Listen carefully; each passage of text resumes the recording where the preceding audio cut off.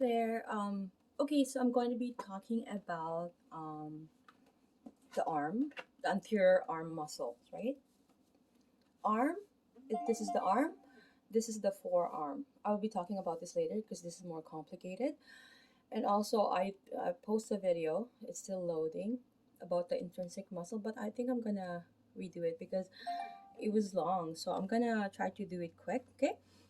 So I'm gonna start with biceps brachii. Okay, so it is the muscle here. So if there's here's a trick. If you can't seem to locate it, you can just try to do the action that it does. Right? We all know that biceps brachii flex the shoulder, flex the elbow, right? And also it's a supinator. It's a major supinator, right? Why? It is attached to the radius. Anything that's attached to the radius will do either pronate or supinate. If it's attached to the ulnar, it won't because ulnar is attached. Um, okay, radius is attached to ulnar, so it has nothing to do with any pronation if it's attached to ulnar.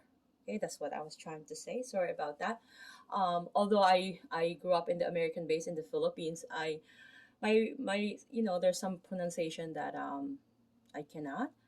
Okay, so I'm gonna mention the short head the bicep is located where the coracoid process, right? So if you were to locate it, you can palpate yourself. Since I can't find a model to palpate to, um, I can literally locate uh, the, oh gosh, it's very tender.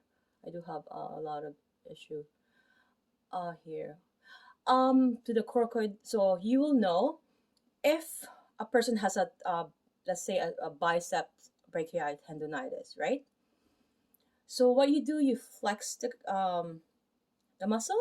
You will if it exacerbate the pain or it reproduce the pain, that means it is a tendon. There's a possibility, but also could also be a bursa, right? So you have to know. But anyways, going back, sorry. So having said that, I located the coracoid process. Now the long head of the, oh my god, it's hard. Is that the one? Yes. Okay, no, no. Okay, the long head is the thin one here. So this one here, it goes to the bicipital groove, right? Um, and then it goes to the supra. I keep forgetting that origin. I have to say it out loud. Supraglenoid tubercle of the scapula, because it has the notion that it's attached to the bicipital. But keep in mind, it has no attachment. The biceps brachii has no attachment to the humerus at all because it's only attached to the scapula and to the radius. It has nothing to do with here. The muscle is in here, but the movement, so just keep in mind, right, how the movement is, okay? The insertion of the radius is the aponeurosis of the biceps brachii. Tuberosity of the radius, right? Okay. And there's some aponeurosis here. Aponeurosis meaning it's connective tissue attached to the muscle, covering it, right? And tendon is also there, and also the aponeurosis, right? Together. Okay, so that is the biceps brachii. And all of these are musculateneous. Okay, let's simplify it.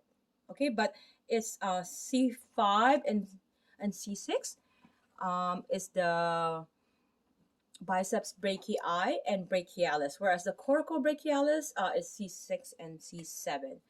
But they're all musculateneous. Okay, the next one will be the brachialis. Okay, it's the main flexor of the elbow. Okay, so we keep that in mind.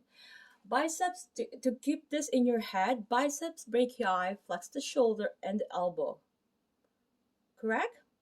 Because it's attached to the scapula and to the radius. Okay, so it does it. It's there's two joints, so it's doing two joint action. Are we clear on that? whereas brachialis is only flexing the elbow. It's the humeral ulnar joint. Okay. Okay, so origin is distal half of anterior surface of the humerus. Anterior meaning front view, superior is here at the back, superior. Okay, that's the tricep. Superior halfway, this is the origin, distal half, and of the anterior surface of the humerus, and then the tuberosity of the coronoid process of ulna. Okay, so it goes this way, right? It goes this way, and the musculocutaneous branch, but there's a small branch from the radial, which is C5 and C6. Okay, just keep this difference. Okay, and I'll do another video with reflex. I won't talk about that because it might confuse. Okay, and the third muscle will be the coracobrachialis. Okay, oh, sorry.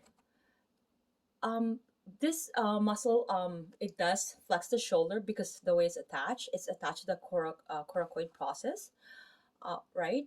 The same attachment for the short head of the biceps, if you could recall it, remember it. And the insertion is the medial surface of mid-humeral shaft. So medial meaning, medial is going towards the midline. My midline is here, right? If you know, this is my midline. So medial is going towards this way. So this is my medial, this is my lateral. Okay, hopefully we're clear on that. So medial surface of the mid-humeral shaft, right? So that mid surface will be halfway, I would say this way. Okay, so that is the insertion. What does it do? It does, because it's in the medial surface, it will adduct it, right? It will adduct, right? Right? Adduction, abduction.